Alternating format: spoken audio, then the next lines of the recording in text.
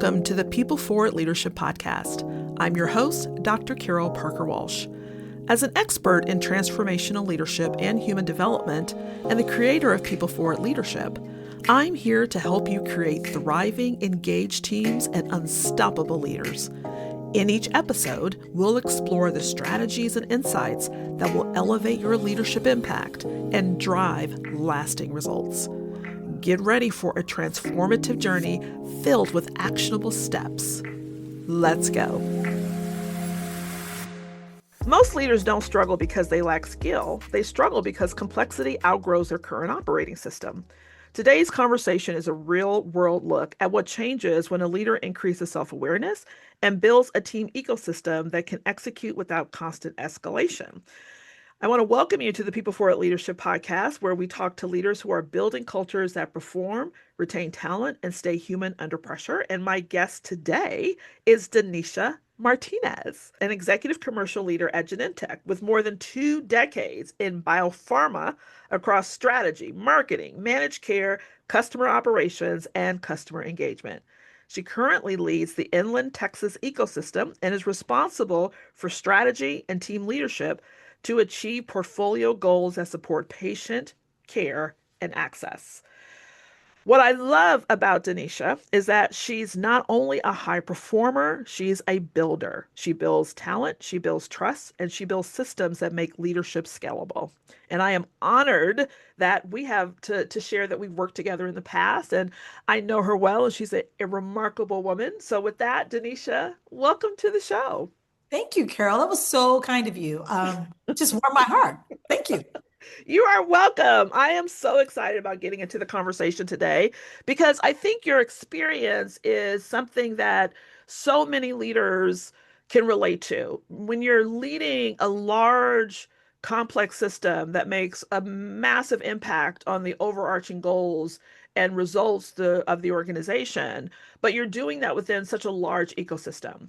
And how are you navigating that and showing up as a leader and showing up with your team and building a great team when you're also working in a larger culture and ways of doing things that may not always align, right, in terms of what you're trying to do, but how you are the conduit for your people in your own leadership and your team. So I want to get started with, this idea of you leading in a world where complexity is constant, where there's matrix teams, external pressures, high expectations. And I want to go back to when we connected and when we first met, when we began working together. What was the leadership pressure point that you felt both personally or with your team? And what made you decide that now was the time for you to elevate your leadership, change your leadership, or just readjust things, readjust your lens around leadership? Absolutely. When you and I met, we just moved to this new structure at Genentech called customer engagement. So our field teams were moving into this structure where our reimbursement teams, our sales teams, our patient educators, as well as our medical teams were going to be working closer together. And in that there was a lot of ambiguity. Quite frankly, we blew up a whole lot of stuff to create something that we thought was going to be better. And quite frankly, that is better. I am a person who loves operating in ambiguity. Like, I don't like rule books. I don't like guidelines. I just want to give me the problem. Let me get some good people in the room and we'll go solve it. That tends to make me very comfortable. What I learned though is, although that works for me, although that was a part of my success, that wasn't necessarily going to be a style or an approach that worked for this larger ecosystem that I'm a part of. What I learned of the importance of when our conversations are of systems, processes, it's easy for a leader to have a clear vision. You know how you want to get there, but when you've got to bring 50 to 100 plus people along the journey, your vision itself is not enough, right? So what are the systems? What are the processes? What are things that need to be in place? What do you need to write down in order for people not only to understand where you're going, how we're going to get there, and how we measure and determine our success? Yes, those are things that I knew intuitively, right? And I would say, though, I didn't do the best job of creating the framework for other people to go along that journey with me. I just thought, hey, they were excited. I was excited. We're going to get in the room together, get some flip charts, figure it all out. Well, it turns out everyone does not feel safe doing that. Everyone does not feel secure doing that. everyone does not do their best work in that way. And so you have to recognize with all these personalities and all these styles and the fact that you're doing something new, you too must approach leadership differently to bring everyone else along the journey.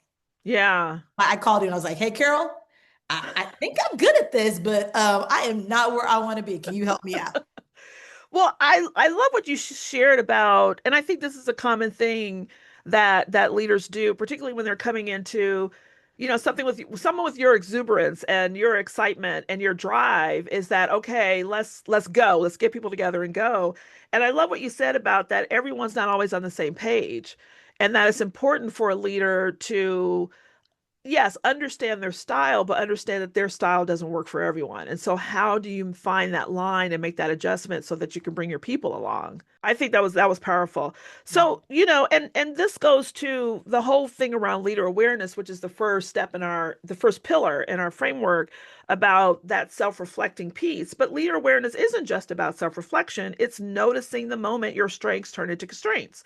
And I think that was one of the moments that you learned that this is a strength of mine to drive change, but it's constraining because I'm not looking at the other leaders. So, what did you also learn about like your default leadership style under pressure, especially the part where that maybe helped you to succeed or the part that was starting to limit your team? So, I know you started talking about that, but I would love you to just share a little bit more about that. Yeah. So one of the things that you and I talked about is I'm an Enneagram 3, right? So that means I want to make everything great. Doesn't mean I want it to be perfect. I want it to be great. And there was a person on my team, phenomenal, highly talented, just young and roll. And so because I hired this person who didn't necessarily meet every dotted line of a qualification, they were a diamond in the rough, I found myself almost managing this person too much, uh, giving feedback more than I probably should, weighing in on things, not really allowing this person to make the mistakes that a normal person would make in growing up in their role. Because I believe that one, this person was a reflection of my leadership, worst mistake every leader could ever make, because you can only be accountable for yourself. And I knew this person was going to soar and probably lead the organization one day. But quite frankly, I wasn't coaching them in a way that demonstrated my comfort and my role and my trust in them. So I was double checking and triple checking everything, and I did not allow them to soar. So when they moved on to the next role, I found myself going, here's what they're lacking instead of, wait, here's why this person was so amazing that I brought them on board. And so I Mm. recognized in that style, because we were in a new structure, we had a new team, we were doing things differently. I was trying to make sure that everyone was maximizing the opportunities that we had before us and show up well. And why was that important? Because so many people wanted us to go back to the way that things were.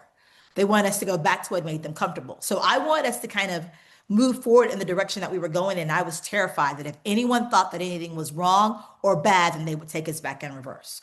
So I started Mm. managing this person who was high potential, phenomenal at what they did. I started managing that person out of fear. Does that make sense? Instead Mm. of being the leader Yeah. and the maximizer that I naturally am. And so Mm. person's moved on. They're currently soaring and doing great things. But I learned you cannot lead out of fear. You and others have taught me I can only be Denisha. I have tried to be somebody else. Turns out doesn't work, and they don't like that other person very much. So the more comfortable I am and go back to leading in a way that makes me comfortable, yes, adjusting for the larger team. Yes, adjusting for the ecosystem. Yes, putting a framework and still in place, but still being myself. That stops my strengths from becoming a constraint. So I'm always going to maximize, but that doesn't mean other people can't grow and soar in the process. Wow, that was so good. Like there were so many gems in what you said. And speaking of which, I remember in your Strengths Finder, you are a maximizer. So helping to do that is so amazing. But I love what you said about not managing out of fear, right? And not making people a reflection of your leadership. And how I took that, like micromanaging people to turn them into mini me's, but really seeing their potential and maximizing it right to the highest level and seeing what's amazing about them and elevating and expanding that as opposed to making them reflections of you. I that was so powerful. I love that so much. Thank you. Yeah, yeah, that was so good. Yeah. And I think that is something is that most leaders feel like everything their people do is going to come back on them in some way to show like somehow they're deficient or they're not doing something right or they don't know anything. And while yes, your team is a reflection of you as a leader, it's it's it's not because they're um little microcosms of you. It's because you're not expanding them and helping them to be successful, but you're micromanaging to the point where there's no critical thinking and there's no ability for them to soar. So, I mean, wow, that was really good. That was really good. Yeah, yeah. Was that hard for you? Was that process of, letting go of, managing them in fear and stepping into them being um their own person? Was that really challenging for you? It wasn't. Historically, my success has been because I've been able to identify talent, even divers in the rough, and give them the framework and the tools that Mm, they need to be successful. So it wasn't. I think what was hard is we were in a new world where there was so much criticism. Are we doing this right? Are we not doing this right? Right. And so there was so much criticism in the environment. And I was managing a larger group for the first time. There was a confidence that I needed to have as a leader that I'd had my entire career that I did not have in that moment. And mm, so I found myself looking for that confidence in other people, my manager, mm, my team, my work. And what happens was when you were always looking for that external validation, I'm not known to be a micromanager by nature.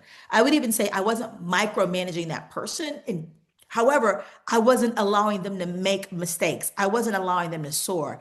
Because sometimes when you've got performance issues, you do have to micromanage. You do have to be there a little bit more. You are on top of things because you're trying to manage the business. You're trying to make the business successful and the individual successful. So you've got to stay closer to that. That's different than what I was doing with this person, which mm-hmm. was, hey, I think you responded too quickly to that email. Maybe we should have waited a couple minutes. Hey, let's talk about that decision. Maybe we should run it through five or six other people to make sure that it's the right decision. So I was adding obstacles in that situation that probably did not need to be there if I would have trusted the individual. There Yeah. are others, which is what I learned also through this process. So once I learned that, Carol, I then switched to the opposite side of the pendulum, right? Where I was like, go figure it out. And they would come to me with this thing, right? And I was like, this ain't right, right? This isn't going to cut it. And that's not ideal either, right? And so what happens is you send people off without enough guidance. You tell them they're owning it, they're empowered it, and they come back to you for a consult. And then you tell them what's wrong and you begin to fix it with them.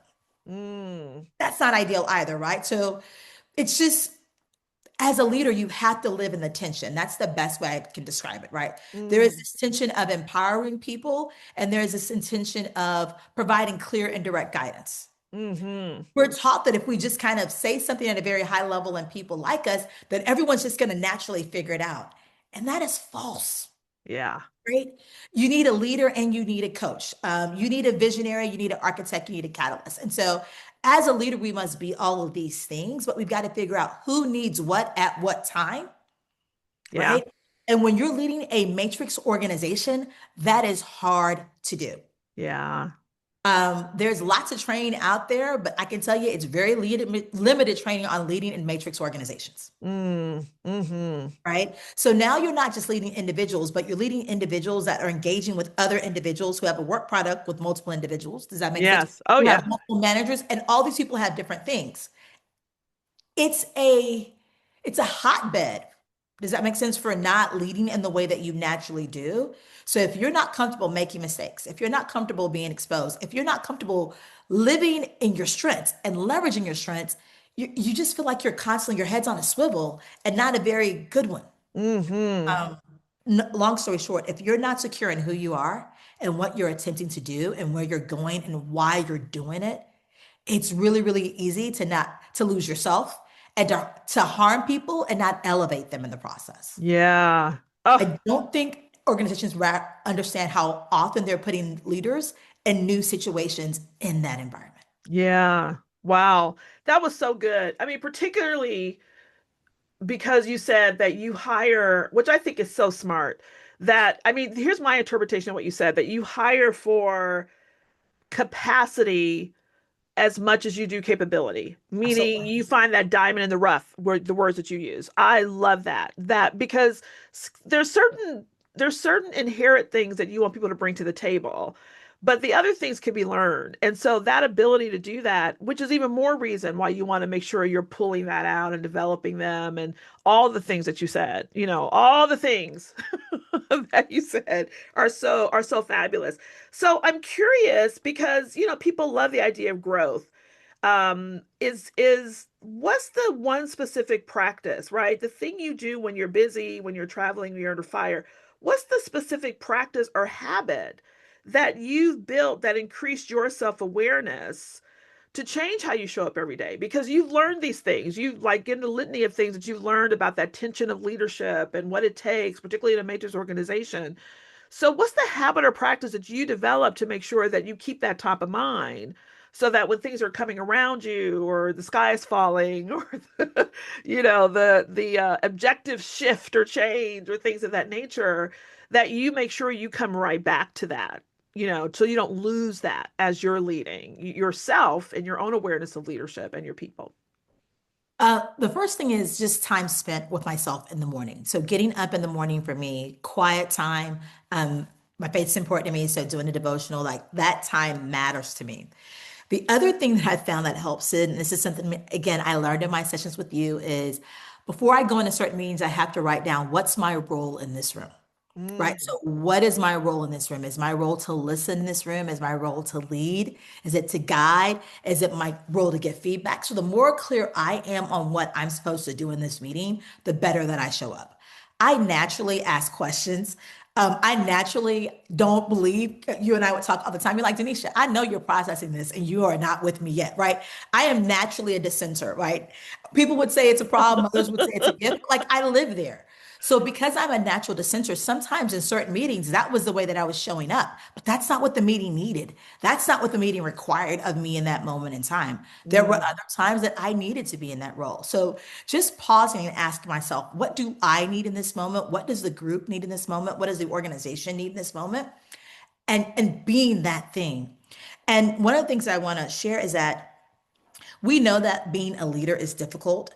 But there's this being a leader and being likable, right? And so sometimes mm. um, Yeah. I almost want to talk about and you did an article about it this almost 6 to 8 months ago about this likability factor and being a leader and like what does it mean if everyone likes you but you're not really leading, but you also Hmm. want to be a leader and not be a jerk, right? And so I was living in this world of, well, I can't say this or I can't do this because people won't like me. Mm. Well, the problem with that is that then I wasn't doing my job, and there are all these other ramifications that come from not holding folks accountable. So going back to this thing that I had to learn is one, take some time for me and get my act together in the moment before I pour it into anyone else, husband, kids, and even in the workplace. Number two, what do I need to add in this room? What's my value? What do I need to share in this room?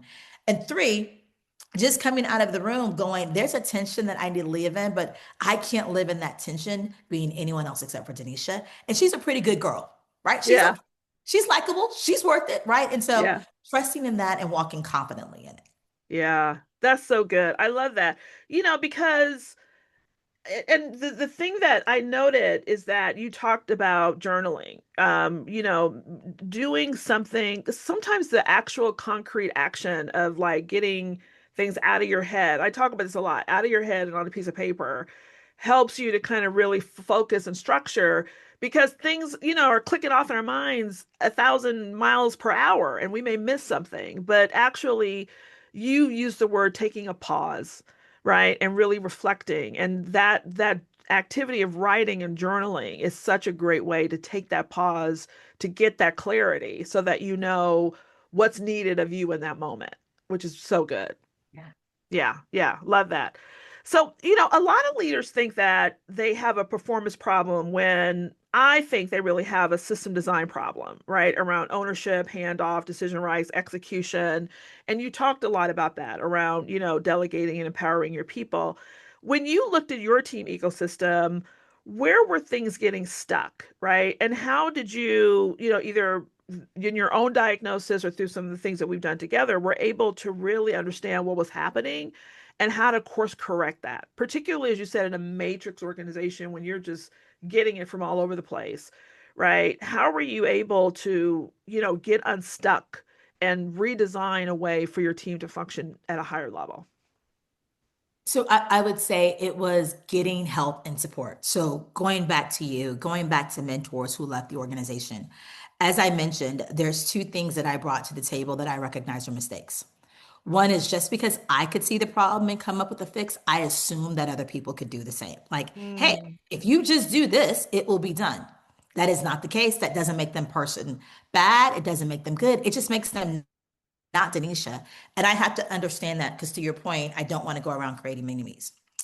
The second piece is I had to learn how to be more clear up front in expectations. So mm, you and I talked about calendar at one point in time. And then I spoke to another mentor of mine about calendar. So I was in this new role. I was busy. It felt like I was back to back all day long. You know this best. We had meetings, but I wasn't making meetings, or I was in a meeting with you and then my phone would ring.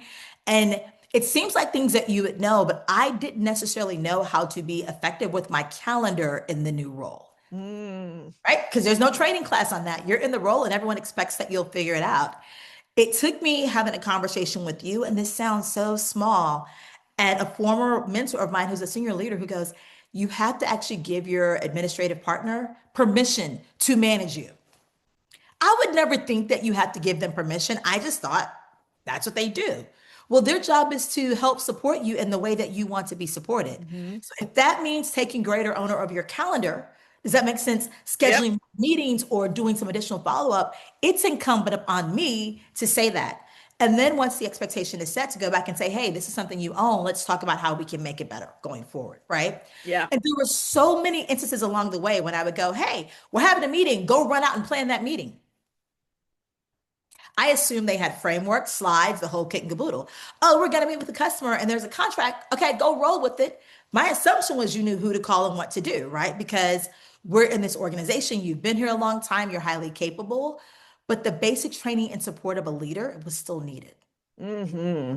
right? So I didn't learn things that were monumental or earth shattering, but it was actually having you and other mentors giving me permission and little tips along the way that helped me become a more effective leader. No one should ever have to tell you, hey, you're amazing. You're actually really good at what you do. Go do it.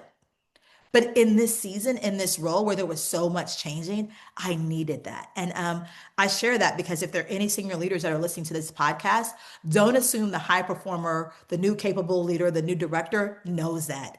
They need that coaching. They need that encouragement from you to make sure that they continue doing the things that you hired them for and know that those are the things that you still want and need for them to do within the organization. Just don't take for granted that they know those things. Yeah. Yeah. I mean that is so good. It's empowerment basically is not a vibe, it's a structure. It's I love what that. is what I'm hearing, I right? love it. It's Yes. it's not Yes. like a buzzword. It actually is structure. It's clear ownership. It's clear decision making, right? And it sounds like that you put in some decision rules, some accountability, some norms, some processes, clear expectations, and all of those things that, to your point, I think there's an assumption that, okay, well, right? I know what I do, you know what you do, let's make it happen. It sounds for some people like really to your point, it sounds like pedantic, it sounds simple, it sounds like and of course, but these basic fundamentals of Yes. like understanding how your time shifts, looking at the cadence and the rhythm and the accountability and decision making things, all of those things have to be re-examined. I often say, I always say that, it's a system. And whenever there's a shift in the system, we have to stop and go right back to the beginning and ask the basic questions to make sure the system is functioning effectively. And a team is a system, an organization is a system, a department is a system. And whenever there's a shift, we have to re-examine what's going on. So, and it sounds like one of the things that you did, because this just reminded me of the importance of under, getting that understanding and the clarity that you got from your own experience, but also the importance of hearing back from your people to make sure you're moving in the right direction, right? Because even great systems break when conditions change, like I talked about with system shift. So what keeps teams strong is the ability to learn fast without burning your people out. So how did you and your team learn in real time to create those feedback loops, those after action reviews, or the rhythms that you needed to adjust? Like how were you getting the information back to make sure that as you course corrected, it made sense for the team and they were moving in the right direction? So a couple of things. One, I am so grateful for the individual contributors that are part of my team. They cared enough to tell us, hey, this is not working. And that is not feedback that any leader wants to hear. Because let me be crystal clear, we were delivering on the business and continue to deliver on the business. And I don't mean by a little bit, I mean by a lot. So from a business metric standpoint, we were crushing it, right? From a creating an environment, a world-class experience, a world-class culture, we had some gaps there. And we Mm, had people who cared enough about us and their colleagues and our organization and the patients that we serve to say, hey, there's some things that we need to get fixed. So I just want to say, first of all, I'm grateful for the people on the team who called it out. fabulous. Secondly, I'm grateful that I have the type of leaders who say, okay, wait, let's pause. Let's listen and figure out what we can do and what we can course correct and change. So it's a journey. It does not happen overnight, but those two things have to be symbiotic for it to work well. So what we found ourselves doing is like, oh, it's a matrix leadership system. We always say, let's be clear. But then we found out I walked away from a meeting thinking I was clear, but someone else thought they were clear and their version of clear was not my version of clear, right? And so when you have 10 leaders who have different levels of clear, it creates a little bit of chaos. So then we went through this whole process of writing documents and notes for every single thing.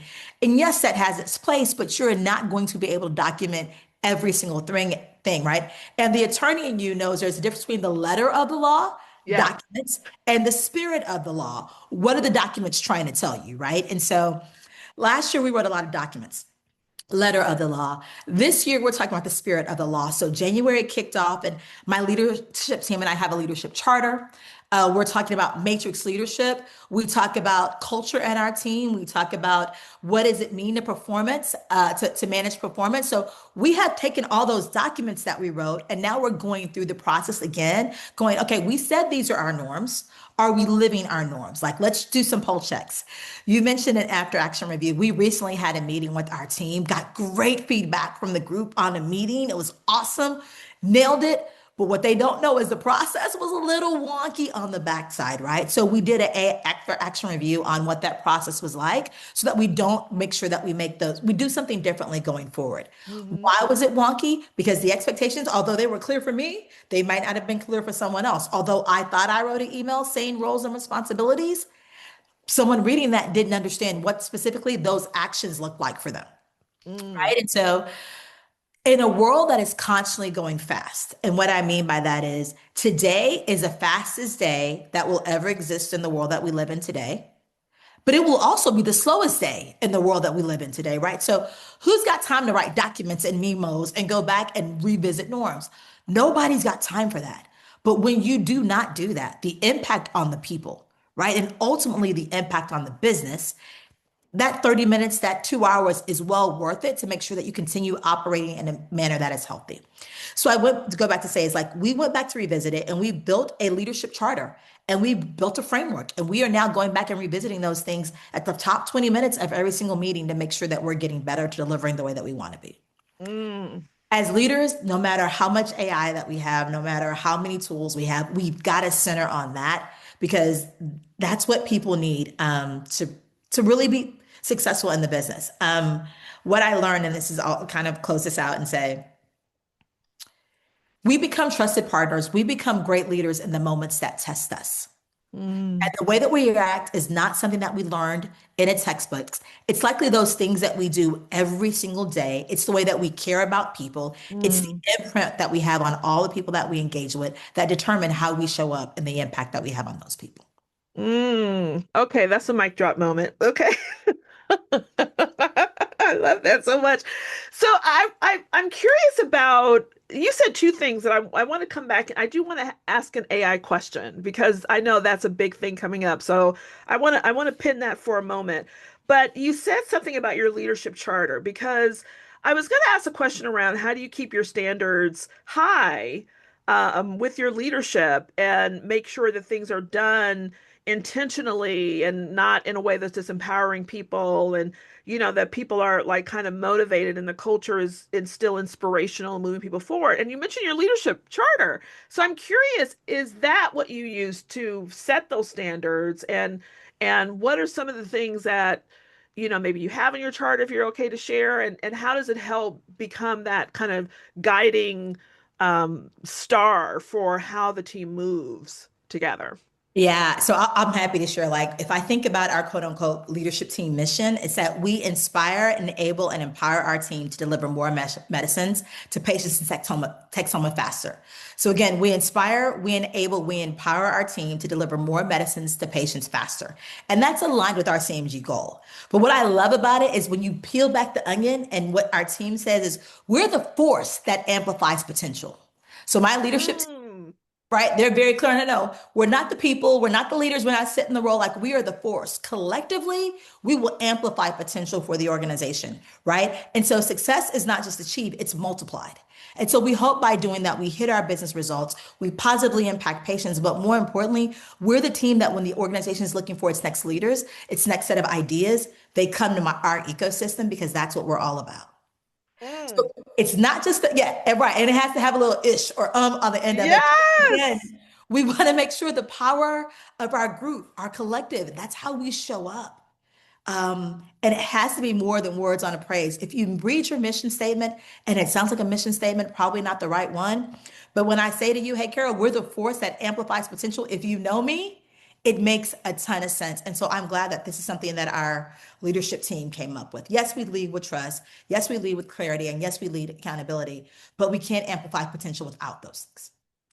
It's so funny that you talked about that because that to me, that's a team brand. And I've worked with other teams and leadership to, kind of build like what are you about? Like what's your contribution to the organization? Like who are you as a team? Right? That has that little bit of umph to it, right? That what's the word? I'm like the flag in the sand, right? That you have. And I just actually posted today on LinkedIn around that team brand and what it does to move your team collectively in one direction. And I love that. That is such a powerful statement around who you are, what you do, and the clarity of it that allows you, whenever you're making decisions or things to go awry, to come back to who are we? Let's get back Mhm. to who we are to make sure that we stay in alignment and we stay together. And I'm sure it's a unifying thing as well to know that this is who we are in this larger ecosystem in terms of where we work. You know that, and we have to keep going back to look at it, right? It's one of those things for me to say it. It's one of those things for me to know it. And I'll be transparent. We wrote this as a group in February of 2024. When I asked the group, myself included, like, what was it at the end of the year? We couldn't tell you. Why couldn't we tell you? Because we weren't going back to revisit it. And so when we lost our way and we were busy, Mm. busy, busy, and we were doing all the things, we weren't doing the things that we said that would matter to us. And so as we enter 2026, we're anchoring ourselves here and we're going back here because if it doesn't allow us to do those things as a leadership team, then we have to ask ourselves, should we even be doing them? So good. That's so good. So I do want to like go back to this AI question because we know that so many organizations are having conversations at least around where does AI fit, right? Where does generative AI, how do we use it? What are the tools? How do we get good data? What's data quality, data management to make sure that we're leveraging it correctly? Who's going to use it? What's the governance structure and the evaluative mechanisms that we use? How do we frame the use of AI within our organizations? I'm just curious if you all are having those kind of conversations within your team, and how are you making sure that even as you bring in AI, that you're still holding the human component very alive, strong, well, and relevant in the conversation? So I would say I work for an organization that I'm extremely proud of. Like, we're not perfect, but we remain a great place to work. And I was reminded of that when we did our AI rollout. So I want to let you know, like, we decided as an organization that everyone was going to go through AI training. And we had a date by which 90% of the organization had to complete it. You learned about AI, but the way that we use AI is not relevant. Every tool is not relevant for every role. So Hmm. what happened was the organization said, learn and experiment with these tools of things. And then in my team, we have omni-channel and digital. How do these tools apply to your role, right? So if you have a team of people that need to know lots of data, Notebook LM is a great tool, Hmm. right? If you have managers who have to write field contact reports or follow-up notes after a meeting, Gemini, we don't use chat for other reasons, but that's a great tool, right? Hmm. If you create slides like VO or video. So what happened was we learned AI as an organization, But every AI tool is not great for every single role. And so our jobs are now to figure out how do we begin to use and experiment with the right tools. I love the organization because they said, we trust you guys to go use and experiment with AI. Now, legal was like, don't go crazy. Don't start making up materials, right? Yeah. Don't start putting people's names and personal information. Like Yes. there was a framework and guidelines to keep the organization safe as there should be. Yeah. Yeah. Right? But no, we've embraced it. And I can honestly tell you, there are things that we've accomplished. There are ways that I am more efficient because of AI, but the output is only as good as my prompt, right? I have to continue to refine. I have to make it me. So, if you throw a prompt in there and it spits out, like, when someone sent you an email, they did not craft themselves. Because Yes. you can tell like the way that they communicate. So we've taught our people, it's not a copy and paste or just tell me this. We've Yeah. talked about hallucinations and all the things that come with it. So I would say, Hmm. I think we're doing a good job. Do we have a ways to go? Absolutely, but everyone else does. But I would say we are seeing the efficiencies in it. But if anyone else's organization who's listening to this hasn't embraced it yet, it's a lot more inefficient first before it becomes efficient. So you Hmm. have to kind of take that as you're rolling this out. But again, I am very proud of our organization for the way that we did it. Was not perfect, but it was really daggone good because it wasn't one department. We decided it's priority for the entire organization and rolled it out as such. Yeah, and what I also loved about what you said is that you invited the people to determine what was useful, what was not useful, to let everybody experience it together. So there was transparency, there was unification around that. And it wasn't designed to say this is replacing, but this is an augmentation, Yes. right? And so that it allowed people to come to the tool without fear of it or worry about what it means for them and their work, but seeing it as a way to leverage and excel in their work and really have them ask themselves those questions about what does this mean in my work? What are the areas in which I can use it? Which tools would help me function at a higher, more proficient level? And you're right, with hallucination and everything else, you got to be smart around using it. It's not a replacement for sure. But I love the, to your point, the way you rolled it out wasn't, it wasn't a mandate. It wasn't a stop doing this, we're going to do this, or we're getting rid of you because this is coming in. But it's like, let's understand it Yes. as a group, and let's see what works and what doesn't as a group, which I think is amazing. Yeah, yeah. Yeah. That's pretty interesting because, it's a lot of money that is invested in these tools. And it sounds like you're a Google organization. So you leveraging those Google tools made a big difference. And, I always tell people like leverage the systems in your in that your organization is using, if it's a Microsoft or a Google system. And then just being able to experiment with it just makes it a lot easier and a lot better. And I will say with our organization, what I loved about they did it, our officers did this really well. Our officers went through the training with us. So when our Mm. senior leaders came in the room, we were learning this. And I know the officers went through the training like a month ahead, but like we were all sitting in the room learning together. Like, let's go into Gemini and say, right, blah, blah, blah, blah, and make it sound like I am Oprah Winfrey, right? Like, so we were laughing together and going along the journey together. And then those leaders in turn did the work with their teams. So it was a really great process of we are all learning together as an organization. And granted, we're semi flat, but not truly flat, right? Like Yeah, the yeah. CEO is still the CEO, and she's amazing. But it didn't feel like we were separate and apart. And they did a great job of saying this is an augmentation. This is to make us more efficient. This is not designed to replace. Hmm. So it was I would say, and I actually ended up the leader of the team. When we finished, I emailed them like, hey, this is probably one of the best rollouts and a way of embedding a new skill that I've seen in my entire career. So really Wow. did it. That's great. Well, I look forward to your write up on that whole. I will use my favorite Google tool to do that right. Exactly. Well, listen, Denisha, what I appreciate about this is how practical you have been in terms of what you're sharing, in terms of your leader awareness and leadership precision and looking at your ecosystem and empowering it, not realizing it's just, like I said, a vibe, but actually a structure. But before we wrap, I would love for you to share a couple things. One is, what tip or belief would you say a leader needs to embody if they're working in a larger ecosystem or a matrix organization, as you shared? And what's one practice that you would tell every leader that they should start this week? Ooh, great questions.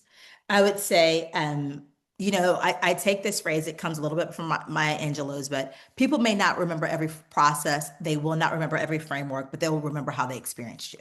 Right. Mm, So as the leader of a team, you determine that you want the culture that you want to set, speed of the leader, speed of the team. So, right, what are you doing to make sure that people experience you and the way they work with you in a way that's really embodying? And the way that I think about it, people don't experience your org chart, right? They don't experience your strategy, right? They experience how you deliver it. And team alignment is critically important. Carol, you've been on this earth long as for a pretty good amount of time. And have you ever walked into a place where two people did not get along and they don't like each other? It's rarely ever a good experience if you're the customer or the colleague, right? And so as a result, that unity amongst teams really impacts the way that we work. So having that clarity, having good experiences ultimately impacts strategy and impacts output. The one thing that I would do this week, I would say just start by taking a breath and taking a pause. And coming from me, that's a big deal because I don't breathe. I did not breathe and I did not pause. Often I was like, I got 5 minutes, let's get it done. That breath today gets you so much more on the back end and plan out who are you going to be in that room? How do you want to show up? What do your people need from you? Are you even in a place right now in this moment to give them those things, right? So that you can be mm, successful. So I would just say to all leaders, yes, there's a ton of work that we need to do. There is not enough time in the day. I am a mom of two that are still in school. I get it. But just taking that time for yourself, which is different from self-care. I want to be crystal clear about that. It's just taking the pause to think and breathe so that you can actually enter the space and be fully engaged and fully who you are. I would encourage all of us to do it today. And the disbelief I want you to believe is I want you to tear apart. This was not your question. We're often taught as leaders if you build a great story, if you build a great framework, if you build a great argument, people will follow you. That is not true. On repeat, that is not true. If that was the case, then people would always be on board. We would not have any political disagreements because every logical argument would win. At the end of all this, there are people. Your job is to create the vision. Your job is to create the framework. Your job is to tell a compelling story about why we cannot stay here and put the tools and systems in place to bring people along the journey. But everybody's not going to come. Some are going to run. Some are going to walk. Some are going to crawl. Please don't drag anybody because that means they don't want to be there. And that's a tougher decision. But just make sure that you recognize that and that it is not as easy as create a PowerPoint slide deck, right? Or tell a compelling story. The work that we're called to do right now is harder than any work that we've ever done in our history. And it's going to take a different type of yeah. leader and a different type of skill to make it happen. Wow. Very good. Thank you. Thank you. Thank you. Denisha, I mean,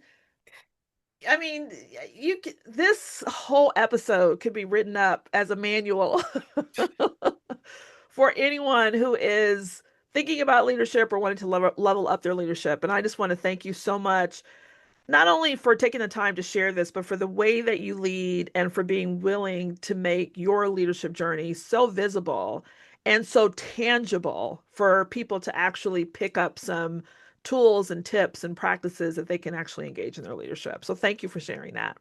And thank you for what you poured into me, Carol. I wouldn't be here right now without you. So thank you. Oh, thank you. I appreciate that.